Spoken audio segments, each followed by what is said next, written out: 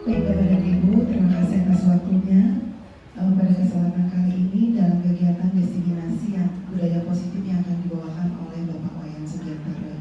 Namun sebelumnya mari kita sama-sama mengucapkan penganjali umat. Om Swastiastu. Salam sejahtera untuk kita semua. Assalamualaikum warahmatullahi wabarakatuh. Salam Namo Buddhaya. Yang terhormat Ibu Wakasarpras, kemudian Bapak dan Ibu Guru yang sudah sempat hadir pada kesempatan hari ini, serta Pak Wayan Sugiantara selaku diseminasi kegiatan hari ini dengan tema budaya positif. Untuk sebelumnya, sebelum acara dimulai, kami mohon pengarahan sedikit dari Ibu Waka terkait dengan kegiatan Bapak Wayan Sugiantara. Waktu mempersilakan.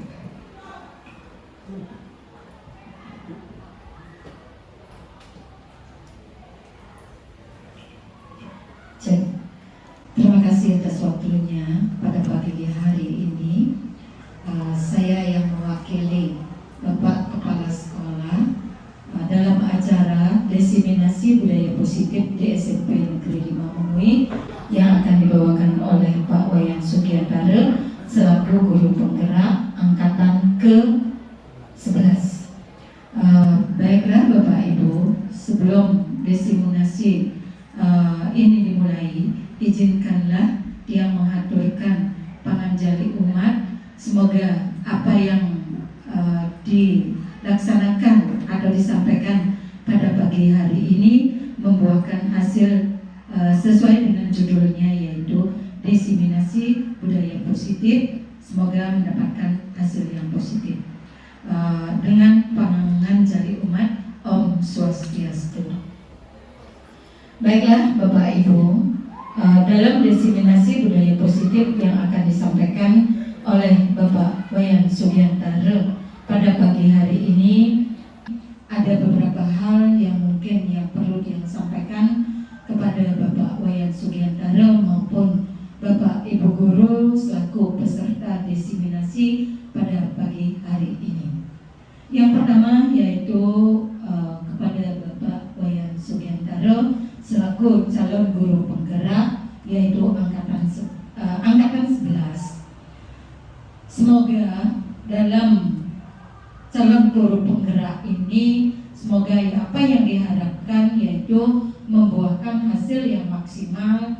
Semoga apa yang didapat bisa ditularkan kepada Bapak dan Ibu Guru seluruhnya di SMP Negeri 5 Mengui yang sangat kita banggakan, yang sangat kita cintai. Di antaranya, yang pertama, setelah menjadi CGMP, biar bisa berkolaborasi yaitu dengan teman sejawat. Khususnya yang pertama yaitu kepada guru BK, yang selanjutnya kepada Bapak dan Ibu Guru. Tidak intinya, tidak segan-segannya juga biar bisa Bapak Sugiantara minta petunjuk kepada Bapak dan Ibu Guru yang sudah lolos dari calon guru penggerak dan sudah menyandang sertifikat guru penggerak. Kemudian yang kedua yaitu Pak Wayan Sugiantara bisa menggerakkan komunitas belajar untuk rekan-rekan guru yang ada di SMP 5 Mengui. Kemudian lanjut. Di sini mohon maaf ada beberapa catatan juga yang buat, yaitu bisa mengembangkan pembelajaran di sekolah secara maksimal. Artinya memberikan contoh yang terbaik kepada Bapak dan Ibu Guru yang lainnya. Kemudian lanjut yang nomor 4, yaitu memberikan inspirasi yang positif terhadap kemajuan sekolah.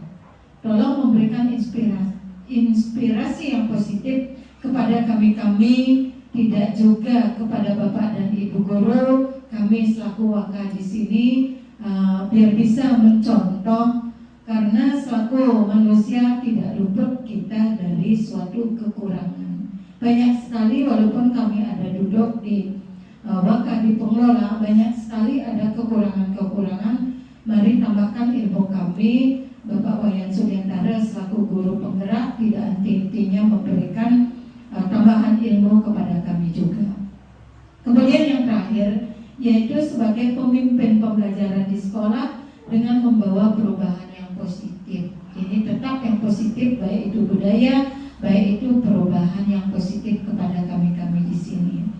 Nah, mudah-mudahan terakhir ini apa ya yang bisa dia sampaikan bisa maju selangkah daripada yang sekarang yang diperbuat oleh Pak Wayan Sugiantara, calon guru penggerak menjadi guru penggerak, kemudian terakhir menjadi apa yang diinginkan, yaitu menjadi kepala sekolah maupun pengawas. Dan sebagai inspirasi di sini adalah Bu Nyoman Yantri, kemudian guru penggerak yang lainnya sudah akan maju, sudah akan lolos selaku kepala sekolah, dan kalau bisa nanti menjadi pengawas. Itu adalah inspirasi yang positif oleh teman-teman yang sudah lolos. Nah, mungkin itu saja yang bisa Tiang sampaikan pada kesempatan yang baik ini selaku Wakasarpras, yaitu mewakili bapaknya. Pada kesempatan yang baik ini, desiminasi budaya positif di SMP 5 Mengui kami buka dengan waktu yang sangat tepat. Untuk itu, desiminasi ini yang buka. Terima kasih atas waktu dan kerjasama. Terima kasih Bu atas sambutannya terkait dengan desiminasi budaya positif yang akan dibawakan oleh Pak Wayan Sugiantara.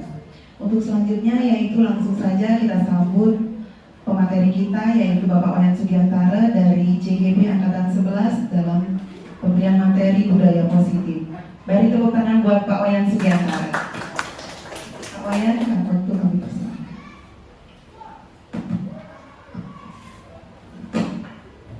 Selamat pagi Bapak Ibu guru hebat semuanya.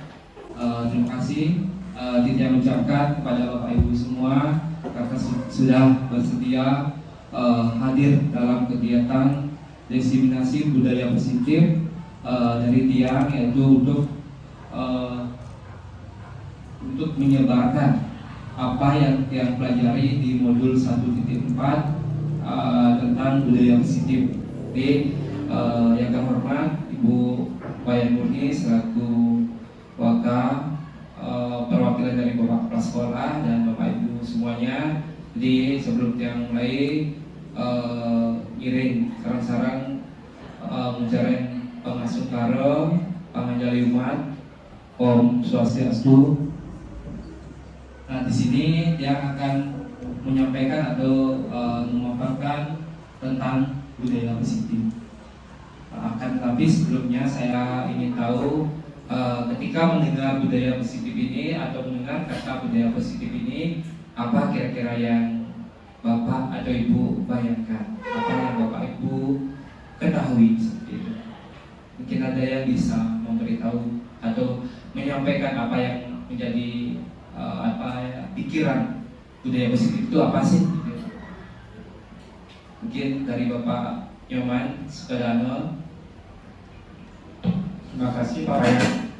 Dari budaya positif ini sebenarnya menurut Vidya adalah penyebaran suatu ilmu pengetahuan atau hasil penelitian yang dilakukan oleh seseorang untuk dibagikan kepada orang lain menjadi suatu masalah dan menjadi catatan penting dalam pengajaran. Itu menurut saya. Yes, baik. Terima kasih Pak Nyoman, sangat luar biasa sekali jawabannya. Satu lagi deh, ya. Budaya positif itu apa sih? Atau bisa diberikan model contoh atau perilaku seperti itu. Mungkin ya Mas Agung, monggo persilakan. Terima kasih Pak Wayan. Izin memaparkan pemahaman saya mengenai budaya positif. Menurut saya budaya positif itu sesuatu perilaku, tindakan, hal-hal baik yang dilakukan dan menjadi kebiasaan. Hal-hal baik yang menjadi kebiasaan budaya positif. Ya, benar sekali Pak Agung. Jawabannya sangat bagus sekali ya. Jadi budaya positif itu adalah yang namanya budaya. Budaya itu terbentuk dari kebiasaan-kebiasaan yang kita lakukan. Nah, positif di sini mengandung arti kebaikan. Jadi kebiasaan-kebiasaan baik yang akan kita lakukan tentunya di lingkungan sekolah kita untuk sehingga bisa gitu ya, hingga bisa kita melakukan pembelajaran yang berpihak kepada murid atau peserta didik. Yaitu menurut Ki Hajar Dewantara, kita tentunya sebagai seorang guru diibaratkan sebagai seorang petani, Bapak Ibu ya. Jadi ketika kita menjadi petani, murid kita diibaratkan sebagai tanaman. Jadi tanaman itu tidak akan sama satu dengan yang lainnya. Jadi dia memiliki karakteristik yang berbeda antara murid satu dan murid yang lain, atau tanaman satu dan tanaman yang lain. Nah, tugas kita sebagai seorang guru ialah menuntun tumbuh kembang dari tanaman itu sendiri sesuai dengan kodratnya. Kalau kita nanam jagung, kita tidak akan bisa berharap jagung itu menghasilkan sebuah atau menghasilkan buah padi yang akan kita jadikan beras. Tidak bisa ya. Jadi tugas kita adalah merawat, menuntun, menumbuhkan dia menjadi tumbuhan yang subur sehingga dia bisa mencapai tujuan dari pertumbuhannya itu. Jadi terhadap murid pun seperti itu. Jadi kita akan melakukan hal sesuai dengan kebutuhan dari peserta didik itu sendiri. Jadi itu tentang budaya positif. Nah, di sini Bapak Ibu ada beberapa konsep inti dari budaya positif. Nah, ketika kita berbicara budaya positif, di sini ada hal-hal yang akan menjadi tahapan-tahapan daripada budaya positif itu sendiri di lingkungan sekolah ya. Yang pertama, mohon maaf mungkin agak kurang jelas karena cahaya ini. Yang pertama, perubahan paradigma belajar. Yang kedua, ada dalam menumbuhkan budaya positif itu kita juga ada mengembangkan disiplin positif. Yang selanjutnya, nilai-nilai kebajikan. Yang keempat, mempertimbangkan kebutuhan dasar manusia. Terus ada motif perilaku manusia. Ada nanti kita ketika membangun budaya positif itu kita harus melihat posisi kontrol dari seorang guru. Ya, itu nanti akan ada 5 posisi kontrol seorang guru. Selanjutnya kita membentuk keyakinan ya. Sebelumnya sudah ada kesepakatan kelas, sekarang kita akan membuat keyakinan kelas dengan siswa kita sendiri yang ada di dalam kelas. Yang selanjutnya mengimplementasikan atau memperagakan segitiga restitusi. Baik, saya lanjut Bapak Ibu. Nah, di sini ada pembelajaran dengan paradigma baru. Jadi pembelajaran dengan paradigma baru itu istilahnya ini. Kalau dulu kita proses pembelajaran itu berpusat atau berfokus pada guru, yaitu teacher center. Jadi apa itu guru itu hanya memberikan ke murid, hanya tugasnya mentransfer ilmu itu terhadap murid. Jadi gurulah patokan atau pedoman belajar dari kelas itu, dari para peserta didik. Jadi dulu anggapannya seperti itu, guru adalah segala hal, jadi tentang pusat pembelajaran yang terjadi. Namun paradigma pembelajaran baru ini tentunya mengutamakan adalah student center. Jadi pusat daripada pembelajaran itu adalah anak-anak.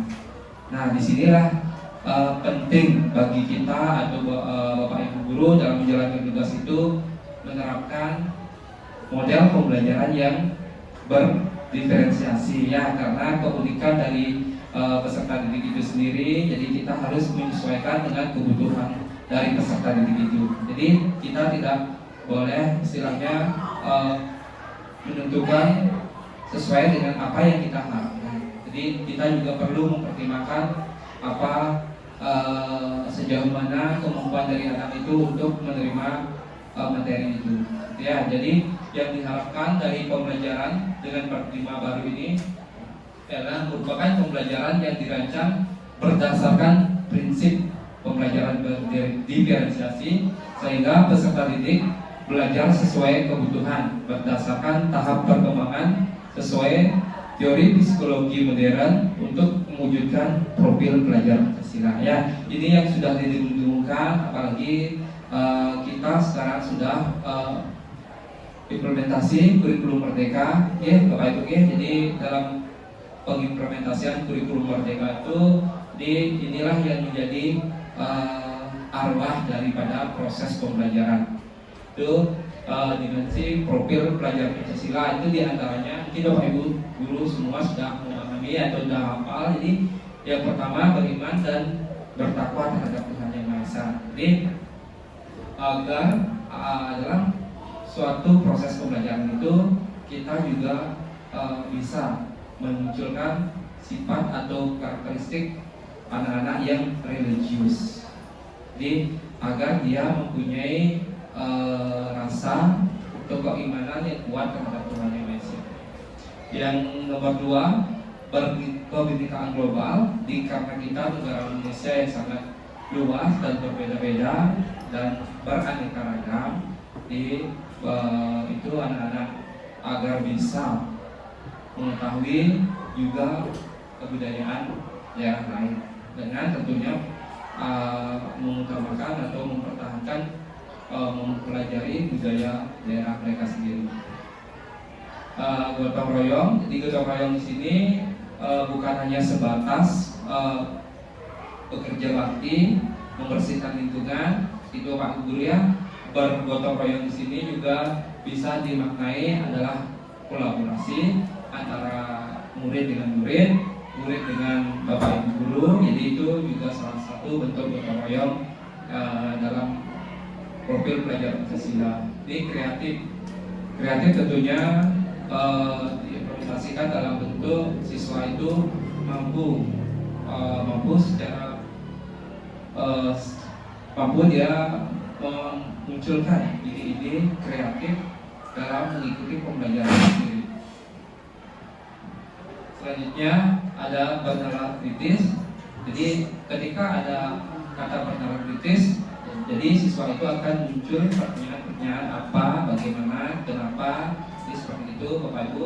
Yang terakhir, anak-anak itu diharapkan menjadi seorang anak atau seorang siswa yang mandiri. Jadi bisa menentukan sikap atas permasalahan atau atas kendala-kendala yang mereka hadapi ketika mengikuti proses pembelajaran, baik secara individu maupun secara sosial.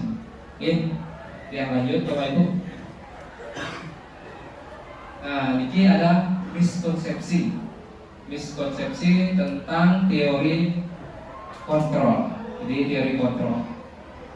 Di sini ada guru mengontrol murid.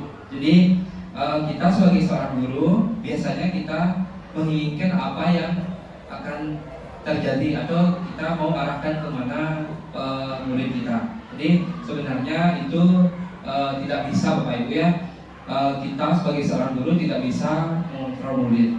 Jadi yang bisa menentukan arah atau menentukan pilihan mereka itu adalah mereka sendiri, tentunya dengan membangkitkan atau memunculkan motivasi mereka secara intrinsik. Di sini juga ada bahwasanya tentang disiplin positif atau penguatan positif itu akan juga akan berdampak dengan budaya positif. Ya, misalnya dengan melakukan penguatan yang positif terhadap anak itu sendiri, kita berharap anak itu akan tumbuh pula sesuai dengan keinginan kita. Dan itu ternyata tidak, Bapak Ibu, dan ternyata pendekatan dengan model seperti itu juga kita tidak bisa memunculkan motivasi atau memunculkan rasa kedisiplinan yang tumbuh dari dalam diri mereka sendiri, ya. Nah, di sini mengubah paradigma stimulus respon dari pemikiran stimulus respon ke teori kontrol. Di sini ada kita guru sebagai seorang guru itu mengontrol murid. Jadi tidak bisa. Jadi kita bisa menuntun tumbuh kembangnya murid. Jadi ketika kita mengontrol anak itu mungkin saja dia akan mau sebentar atau mau ketika berbuat itu ketika ada di depan kita, anak itu mau. Tetapi ketika tidak ada, kita tidak melihat, mereka belum tentu bisa melakukan apa yang kita harapkan, ya. Nah, yang lanjut ke disiplin positif. Ya, Bapak Ibu, disiplin positif, disiplin berasal dari kata disiplinnya. Jadi yang artinya adalah belajar. Disiplin itu sudah ada dari dulu. Sebenarnya disiplin itu sudah mengandung makna positif. Di awal-awal disiplin itu merupakan arti dari proses belajar. Nah, disiplin diri yang memiliki tanggung jawab terhadap apa yang dilakukan berdasarkan nilai-nilai yang diyakini. Itulah disiplin. Jadi mereka akan melakukan. Jadi murid itu melakukan hal-hal secara sadar sesuai dengan apa yang mereka yakini. Itulah ya. Nah, terus disiplin positif merupakan salah satu cara penerapan disiplin yang bertujuan untuk menumbuhkan kesadaran yang memberdayakan peserta didik tanpa imbalan, reward, ancaman ataupun hukuman. Jadi ketika kita bicara tentang disiplin positif, di sini adalah tumbuh kesadaran seperti yang saya sampaikan tadi itu, kesadaran secara intrinsik, secara intrinsik, bukan dari faktor ekstrinsik. Ya, jadi kita berbuat baik itu bukan karena mendapat, misalnya kita sebagai guru kita datang pagi ke ada bapak transparan, misalnya seperti itu, atau anak-anak datang tepat waktu untuk menghindari hukuman. Jadi ketika ada hukuman, mereka takut misalnya dengan hukuman, akhirnya mereka datang tepat waktu. Jadi itu bukan menjadi faktor intrinsik. Jadi disiplin positif di sini bagaimana anak-anak itu bisa sadar bahwa nilai universal atau nilai kebajikan yang ada dalam diri mereka itu atas dasar menghargai dirinya sendiri, akhirnya mereka mau akhirnya mereka berbuat secara sadar dan sesuai dengan nurani mereka. Ya. Nah, sebagai pendidik, tujuan kita adalah menciptakan peserta didik yang memiliki disiplin diri sehingga mereka berperilaku mengacu kepada nilai-nilai kebajikan universal dan memiliki motivasi intrinsik ke dalam perubahan perilaku ke arah yang lebih baik. Betul nggak seperti itu, Bapak Ibu? Jadi kita sebagai Bapak Ibu guru tidak akan bisa terus memantau atau terus mengawasi, ya Pak ya, terus mengawasi anak-anak kita itu dengan memberikan misalnya teguran atau motivasi kata-kata positif.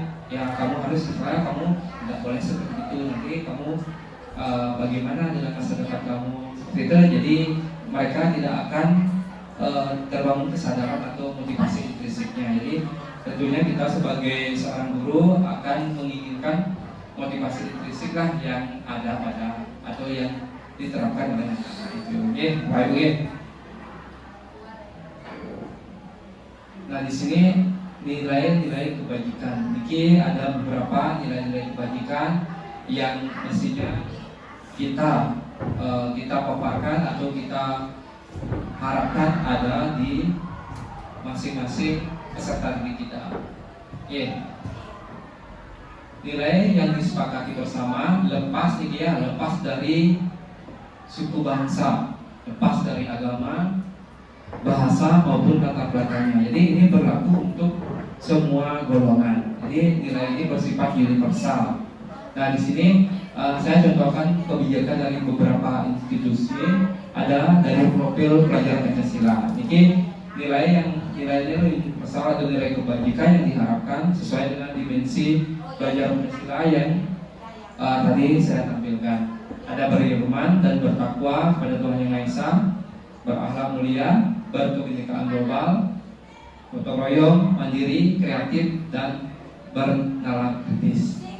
Jadi ini ada dari primary year program. Ini ada toleransi. Ini mau contoh contoh budaya positif. Toleransi, rasa hormat, integritas, mandiri, menghargai, antusias, empati, keingintahuan, kreativitas, kerjasama, percaya diri, dan komitmen. Nah yang terakhir ada dari keterampilan hidup, yaitu life skill, dapat dipercaya, lurus hati, mendengar yang aktif, tidak merendahkan orang lain, dan memberikan yang terbaik dari diri.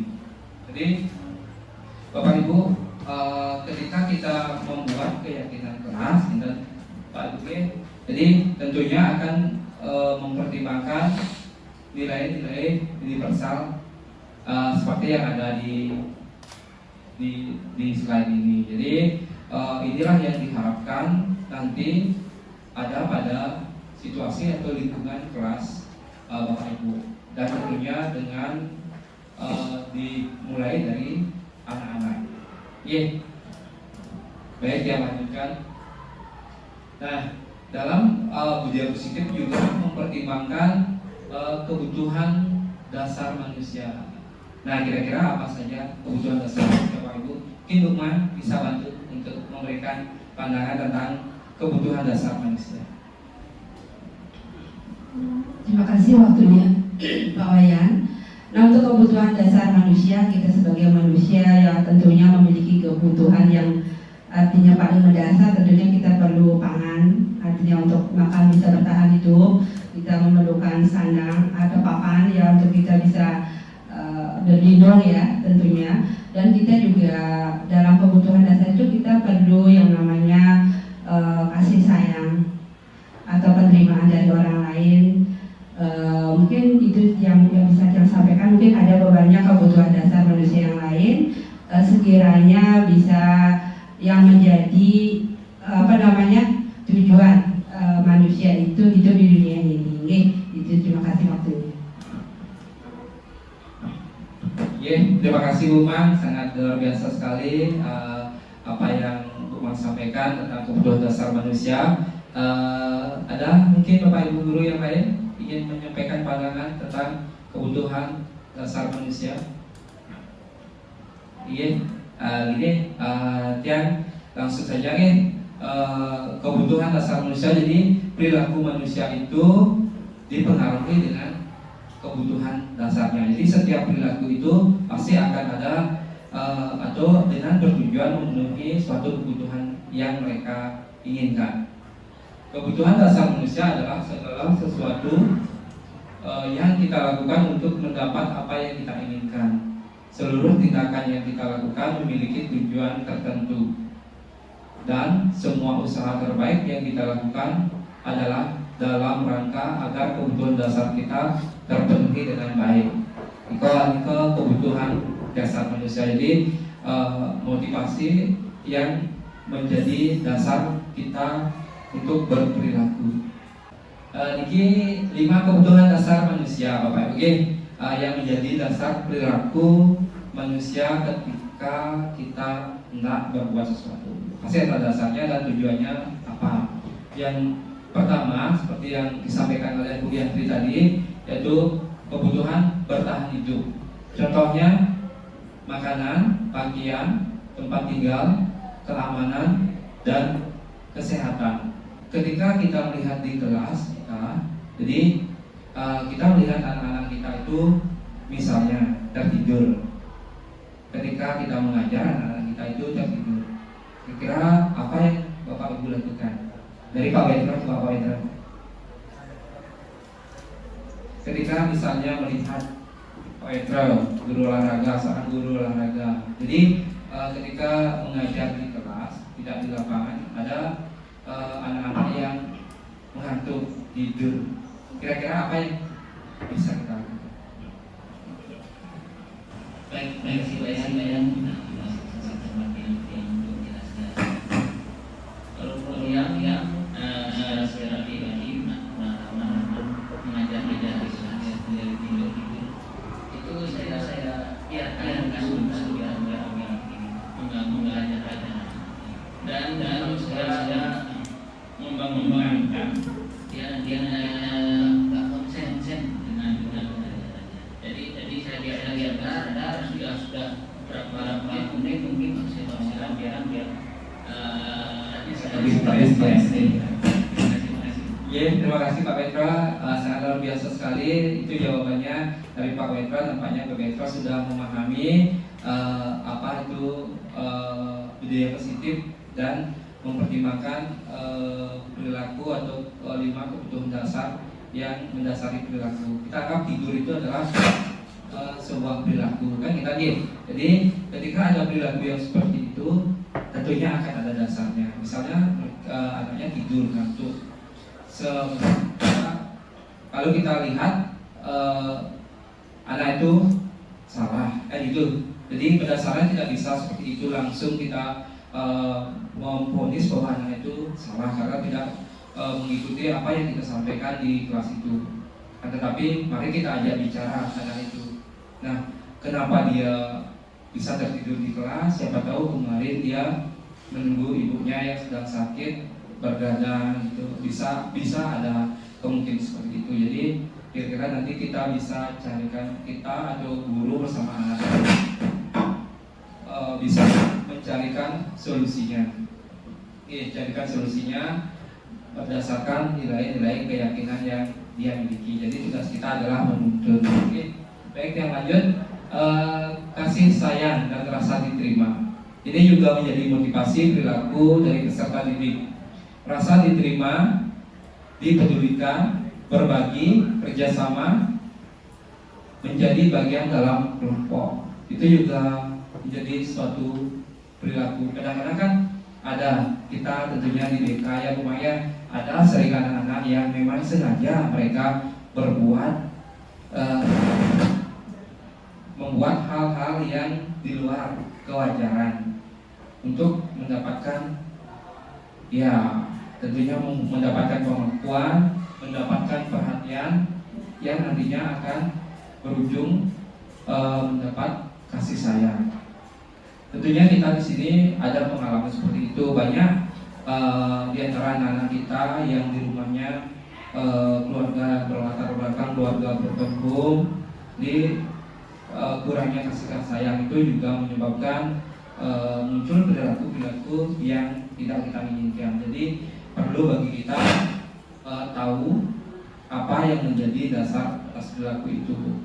Selanjutnya ada penguasaan, ini harga diri, keinginan untuk dianggap, memimpin, berprestasi, diakui dan didengar. Itu juga ada, misalnya mereka membuli temannya.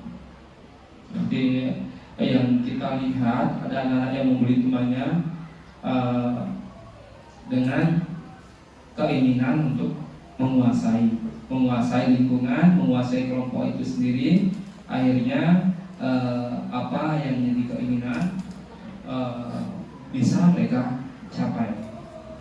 Yang selanjutnya ada kebebasan. Dari kebebasan ini muncul perilaku mandiri, memiliki pilihan, mencoba hal yang baru, mampu mengendalikan arah dirinya. K adalah kebebasan. Soalnya dia pengen kita ajak belajar di dalam kelas, tetapi anaknya lain-lain, gitu ya. Jadi apa yang dia inginkan itu tidak dia dapat. Yang terakhir itu ada kesenangan, bermain, humor, antusias, tertawa. Jadi mungkin dalam hal kesenangan ini ketika Bapak Ibu mengajar bisa juga diselingi seperti yang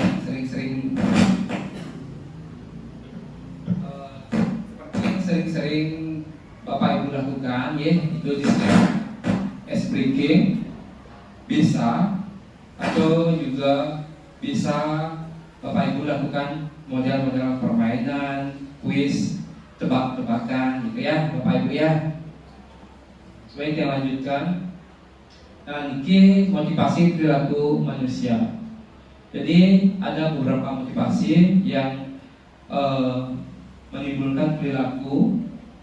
Tadi juga sudah sempat disinggung, yaitu ada untuk menghindari ketidaknyamanan atau hukuman.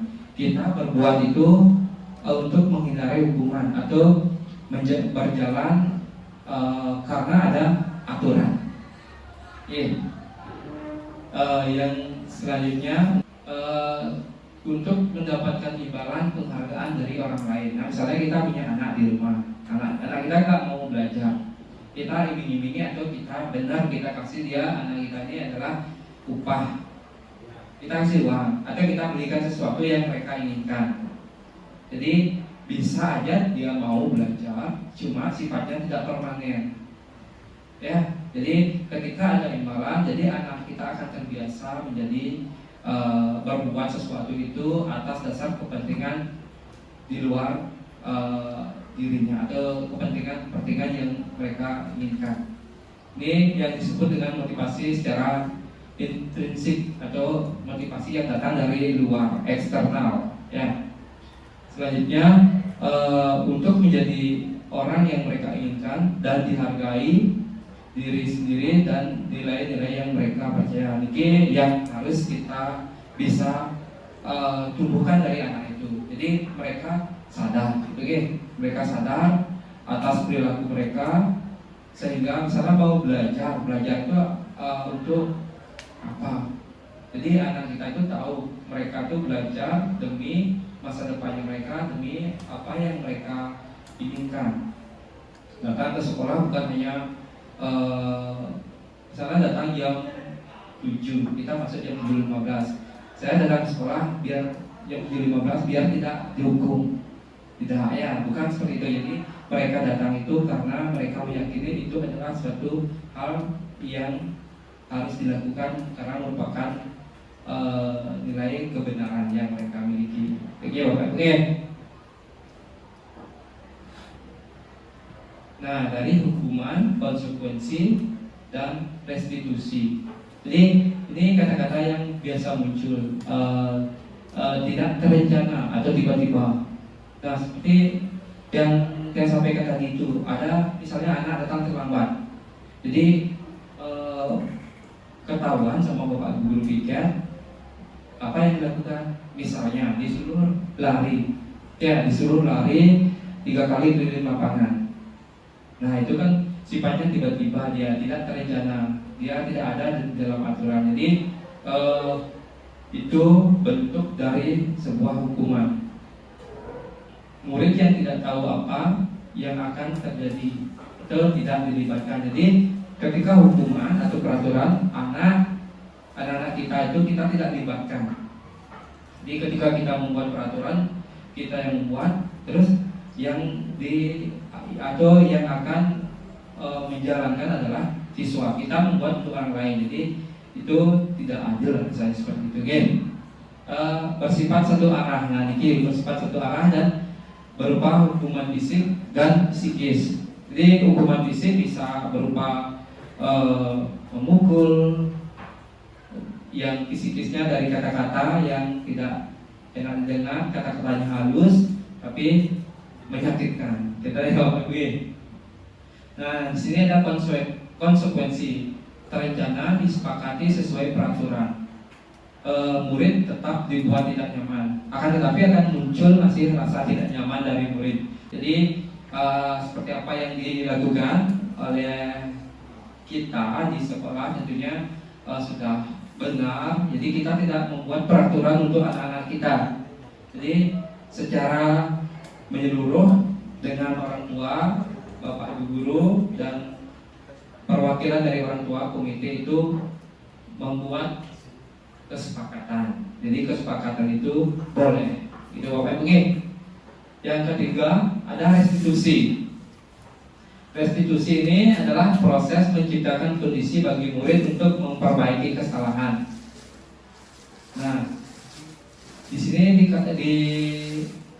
diberikan atau dijalankan suatu proses untuk memperbaiki kesalahannya. Jadi kalau dalam restitusi itu ketika murid salah itu dianggap wajar secara manusiawi. Nah sekarang bagaimana kita memperbaiki atau memberikan pemahaman kepada siswa kita itu bahwa kesalahan itu tidak boleh dilakukan secara berulang-ulang. Oke.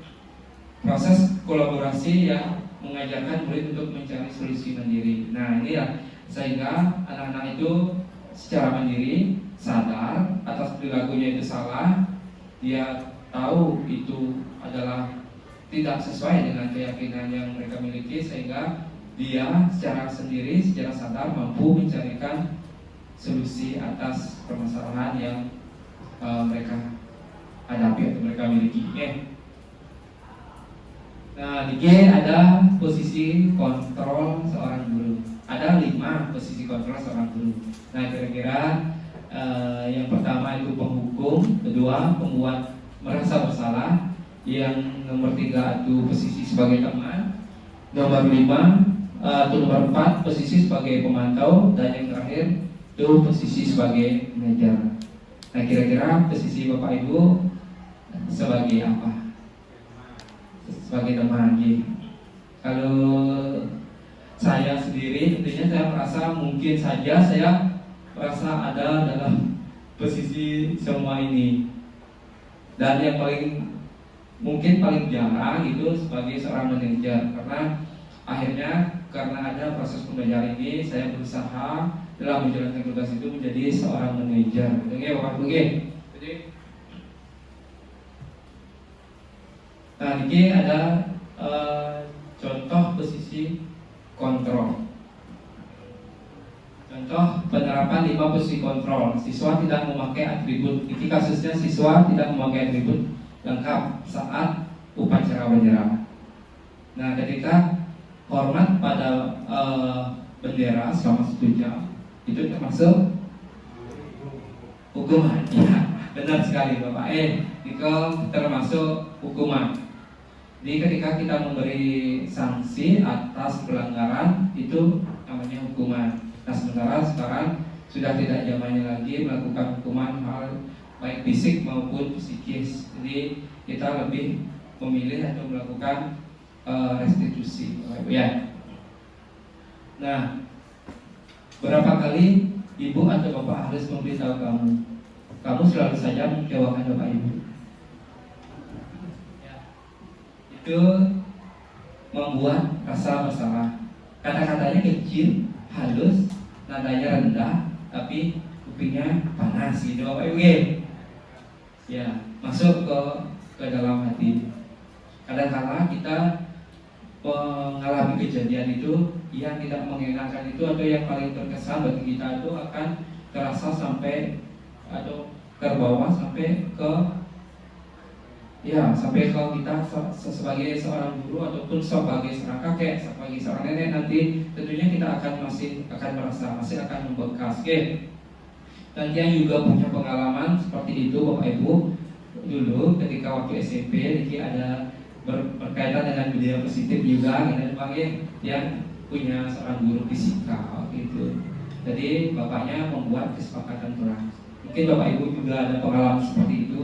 Bapaknya membuat kesepakatan keras. Nah, ketika mengantuk, kupingnya dijewer, bukan dijewer, ditarik, tapi dicek gitu. Kalau kita ngikut nggak bisa juga, masih sakit ya, karena dicek.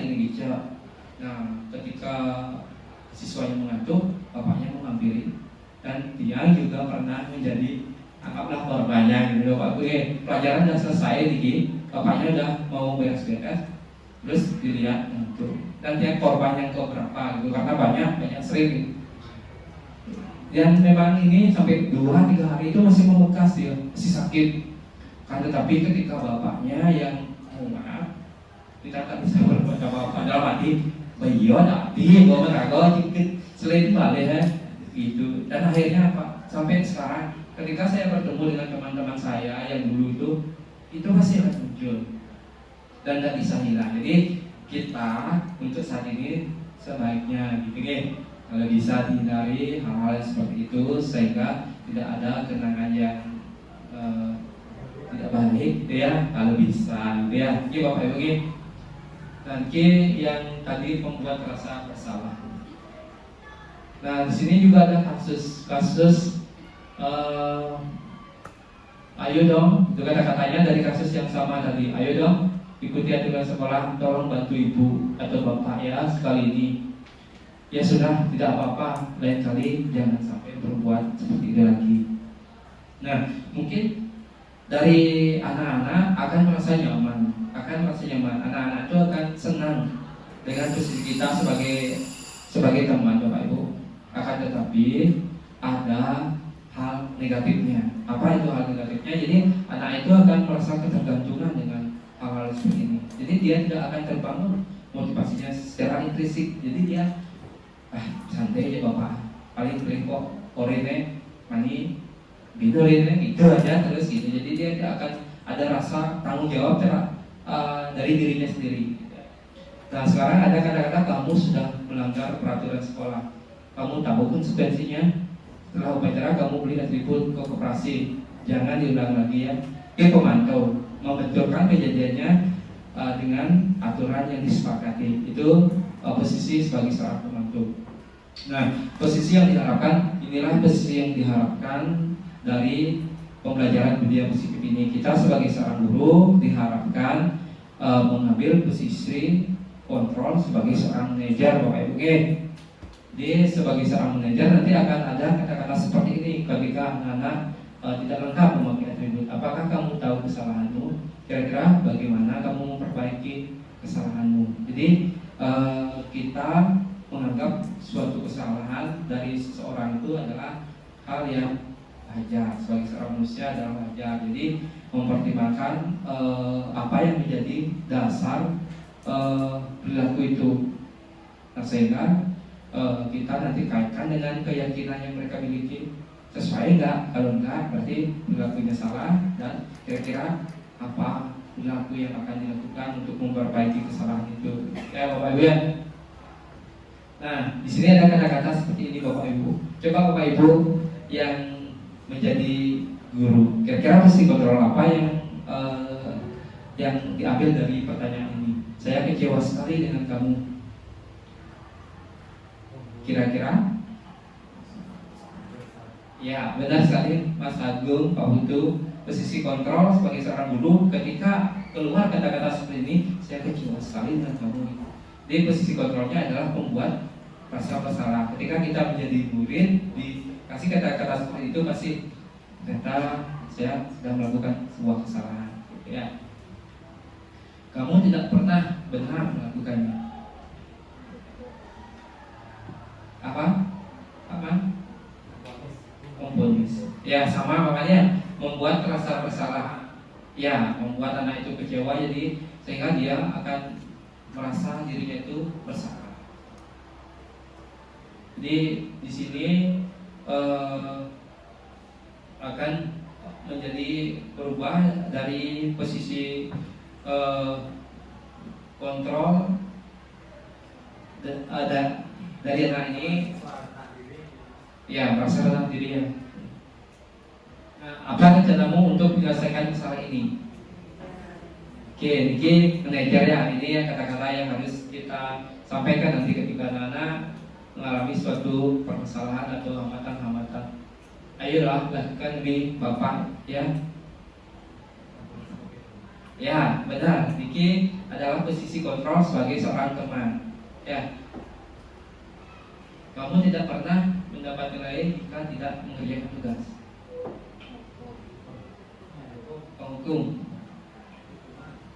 Penghukum atau pemantau. Oke, kalau Niki posisi kontrol seorang guru sebagai pemantau. Oke, jadi dia akan mengingatkan gitu. Dia akan mengingatkan atau mengingatkan konsekuensi atas perilaku yang tidak dipenuhi itu. Sekarang kita lanjut ke keyakinan kelas, Bapak Ibu. Mengapa keyakinan kelas? Mengapa bukan peraturan kelas? Ada mungkin yang bisa memberitahu saya? Kita di sekolah selalu ada di dalam kelas atau Bapak Ibu guru, walaupun tidak ada jadi wali, saya yakin juga mempunyai keyakinan kelas atau kesepakatan antara Bapak Ibu dan murid Bapak Ibu yang Bapak Ibu ajar. Nah, kenapa kira-kira kita menggunakan keyakinan kelas dan bukan peraturan kelas? Oke, Bu Tari, minta tolong Bu Tari dibantu. Baik, kalau menurut Tiang, mengapa keyakinan kelas, mengapa bukan peraturan kelas? Kalau keyakinan kelas itu kan dibuat antara guru dan siswa. Sedangkan kalau peraturan kelas bisa saja hanya guru saja yang membuat tanpa melibatkan yang namanya peserta didik. Oke, baik. Terima kasih Bu Tari. Sangat luar biasa Bu Tari. Benar sekali apa yang disampaikan Bu Tari, karena kalau keyakinan kelas itu dibuat berdasarkan kesepakatan atau diawali dari anak-anak, ya, karena mereka nanti yang akan menjalankan. Keyakinan kelas ini berangkat dari nilai-nilai universal yang mereka miliki atau kebajikan yang ada dalam dirinya. Nah, sedangkan peraturan kelas itu benar kita bisa membuat sendiri, akan tetapi kita terapkan untuk orang lain, sehingga itu sifatnya memaksa. Nah, pembentukan keyakinan kelas di sini ada tahapan pembentukan yang keyakinan kelas. Ini bersifat abstrak, berupa pertanyaan universal, pernyataan universal. Misalnya seperti tadi, beriman, mandiri, gotong royong, nanti akan diimplementasikan dalam bentuk-bentuk perilaku di dalam kelasnya. Iya, Pak Yan, silakan Pak Yan. Sedikit saja agar mudah diingat. Jadi kata-kata yang ada dalam keyakinan kelas itu hendaknya dibuat sesimpel mungkin, sedikit, pendek, mudah diingat, namun bermakna, sesuai dengan kondisi kelas dan sekolah sehingga mudah diterapkan. Jadi keyakinan itu juga mempertimbangkan kondisi yang ada di lingkungan kita. Ya, semua warga sekolah atau warga kelas dilibatkan saat membuat keyakinan kelas. Seperti yang disampaikan Bu Tari, jadi dua arah, ya, dari anak-anak dan juga dari Bapak Ibu guru atau para wali yang ada di kelas itu masing-masing. Nah, jadi dalam penerapan penyelesaian permasalahan yang ada pada siswa kita, hendaknya kita diharapkan menerapkan segitiga restitusi. Jadi dari tahapan segitiga restitusi itu suatu proses dialog yang dijalankan oleh guru agar dapat menghasilkan murid yang mandiri dan bertanggung jawab. Seperti yang saya sampaikan tadi, itu mandiri itu dia mampu menemukan solusi atas permasalahan mereka sendiri, bukan kita yang menuntun dari awal sampai selesai. Terus ketika kita ada, mereka tidak bisa. Jadi tahapan segitiga restitusi yang pertama menstabilkan identitas, kedua memvalidasi tindakan yang salah, dan yang nomor tiga itu menanyakan keyakinan. Nah, menstabilkan identitas berdasarkan prinsip membuat kesalahan adalah bagian dari proses pembelajaran. Jadi setiap orang salah itu akan ada hikmah, akan ada proses pembelajaran dari kesalahan itu sendiri. Makanya ketika kita melakukan kesalahan, jangan sampai melakukan kesalahan yang sama untuk kedua kalinya. Kita dapat berbuat salah itu wajar, tidak ada manusia yang sempurna. Jadi ini bentuk kata-katanya nanti ketika kita bertanya kepada anak atau siswa kita yang melakukan kesalahan. Ibu atau bapak juga pernah melakukan itu, sehingga anak itu mulai merasa nyaman ya ketika kita melakukan diskusi atau konseling sama anak itu. Jadi yang pertama kita berusaha bagaimana kita membuat rasa nyaman pada anak itu, sehingga akhirnya mereka mau mengungkapkan apa yang mereka rasakan. Jadi buatlah pertanyaan-pertanyaan seperti atau pernyataan seperti ini. Ibu bapak tidak mau mencari siapa yang salah. Tapi ibu atau bapak ingin mencari solusinya, ya bisa disampaikan seperti itu. Kamu berhak merasa begitu. Ya kita di awal kita memberikan penguatan, ya wajar. Siapa sih yang marah kalau digituin? Bapak aja juga kalau ditusin kamu juga bapak pasti akan sama seperti itu. Padahal perilakunya memang salah. Jadi kita berusaha untuk membuat dia nyaman dulu. Oke, bapak ibu. Nah, di tahap validasi tidak salah berdasarkan prinsip setiap perilaku berupaya memenuhi suatu kebutuhan tertentu. Nah nanti yang ini, jadi setiap perilaku itu adalah berusaha memenuhi kebutuhan. Jadi ada 5 kebutuhan dasar manusia yang tadi yang berusaha untuk dipenuhi. Ya, ada keberkahan hidup, kasih sayang, penguasaan, kesenangan yang tadi 5 itu ya. Di sini ada contoh-contoh pertanyaan atau pernyataan kepada siswa kita. Nanti kamu pasti punya alasan mengapa melakukan hal itu. Padahal kamu bisa melakukan hal yang lebih baik dari itu. Nah, kamu patut bangga karena telah melindungi sesuatu yang penting buatmu. Yang terakhir, kamu melakukan karena mempertahankan sesuatu yang penting bagimu. Menanyakan keyakinan. Di sini ada menanyakan keyakinan berdasarkan prinsip teori kontrol bahwa dasarnya kita memotivasi secara intrinsik. Jadi motivasinya datang dari dalam, ya, bukan bersifat temporer, bukan bersifat sementara. Jadi yang kita inginkan adalah mereka terbangun kesadaran dari dalam dirinya untuk melakukan hal-hal positif itu. Apa keyakinan kelas kita? Nah, kita kaitkan dengan keyakinan kelas atau kesepakatan yang sudah diberikan tadi. Jadi ketika misalnya seorang guru olahraga, ya, Pak Dewetro memberikan kesempatan atau lari kepada siswanya yang terlambat datang mengikuti olahraga, kira-kira itu termasuk konsekuensi apa hukuman, Pak Ibu? Nah, misalnya Pak Dewetro ada muridnya datang terlambat mengikuti olahraga, terus Pak Dewetro meminta anak itu untuk mengelilingi lapangan 3 kali. Kira-kira itu hukuman apa konsekuensi? Ya, benar sekali. Ya, itu konsekuensi, ya, karena tadi sebelum melakukan kegiatan olahraga sesuai dengan materi tentunya sudah melakukan pemanasan. Pemanasan itu adalah bentuk dari konsekuensi. Jadi yang terlambat itu diberikan pemanasan karena tadi dia tidak ikut melakukan pemanasan. Nah, beda halnya ketika kita atau dia misalnya sebagai seorang guru BK, jika ada laporan anak menjagoran, terus dia kasih anak itu lari 10 kali. Kalau itu tidak boleh, ya. Itu namanya hukuman, tidak sesuai dengan bidang dia. Nah, ada juga contoh misalnya guru bahasa Indonesia.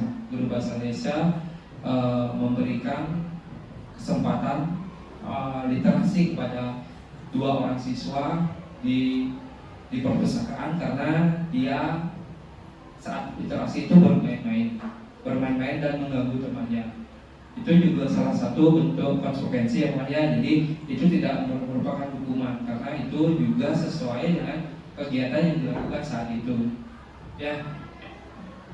Nah, di sini apa keyakinan kelas kita tadi, terus nilai apa yang disepakati bersama. Jadi nilai-nilai atau nilai kebajikan yang ada di dalam kelasnya itu muncul dari dia sendiri juga. Jadi dia kan nggak bisa, nggak apa, saya nggak ikut, saya nggak mau.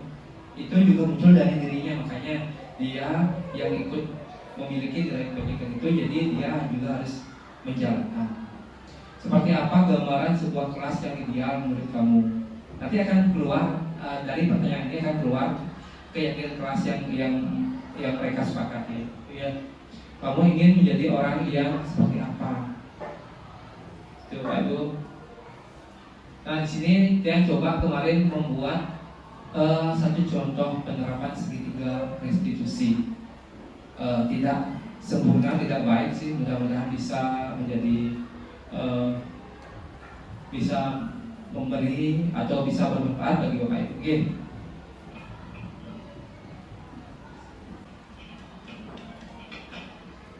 Mohon maaf tadi ternyata videonya belum terkonekkan ke Bluetooth-nya ya, tidak bisa. Jadi mohon maaf yang lewati saja gitu ya Bapak Ibu ya. Nanti mungkin yang bisa share secara Bapak Ibu. Nah ini terakhir penutup dari Tia. Dalam penerapan program disiplin positif, hendaknya guru memiliki standar kepribadian, profesional, dan sosial yang baik, di mana guru mampu merefleksikan dirinya dalam posisi kontrol saat ini. Bagaimana perjalanan dirinya sebagai among. Among itu manajer, ya. Among itu mengemong. Jadi istilah baliknya ngentu, ya.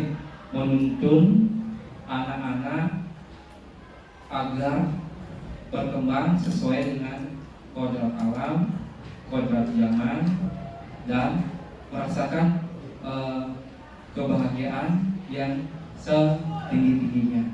Itu Bapak Ibu yang menuntut murid-muridnya menjadi insan yang mandiri, merdeka, dan bertanggung jawab. Iki petikan dari standar nasional pendidikan.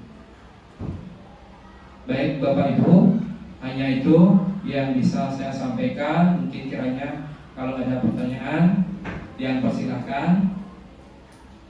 Petan kira-kira Bapak Ibu? Baik, terima kasih. Terima kasih juga yang mengucapkan kepada Ibu selaku pimpinan telah memberikan kesempatan kepada dia untuk memaparkan pemahaman Titia tentang budaya positif di sekolah kita. Semoga bisa nanti kita secara bersama-sama berkolaborasi untuk menerapkan budaya positif ini ketika kita melakukan tugas-tugas kita sebagai seorang pendidik. Ya Bapak Ibu, jadi sekian yang bisa saya sampaikan. Terima kasih atas waktu dan kesempatannya, dan tanali yang menyimak untuk Pramo Santi, Om Santi Santi Santi Om.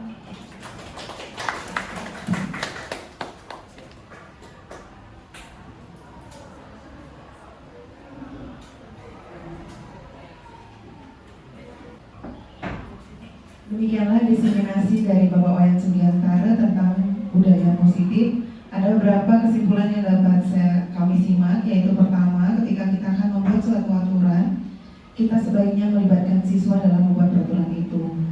Kemudian yang kedua, bagaimana kita sebagai seorang guru diminta untuk menjadi posisi kontrol guru sebagai manajer.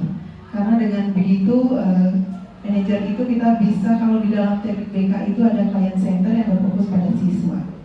Kemudian yang terakhir, bagaimana kita dalam memberikan keyakinan kelas pada siswa juga bersama-sama dengan siswa dalam membuat suatu keyakinan kelas yang bisa kita terapkan bersama untuk budaya positif kita ke depan di SMP Negeri Bangomoli. Terima kasih Pak Wayan atas diseminasinya kali ini. Semoga bermanfaat bagi Bapak Ibu semua, dan terima kasih juga Ibu Wangka dan Bapak Ibu semua. Akhir kata saya tutup dengan Pramo Santi. Om Santi Santi Santi Om. Wassalamualaikum warahmatullahi wabarakatuh. Salam sejahtera.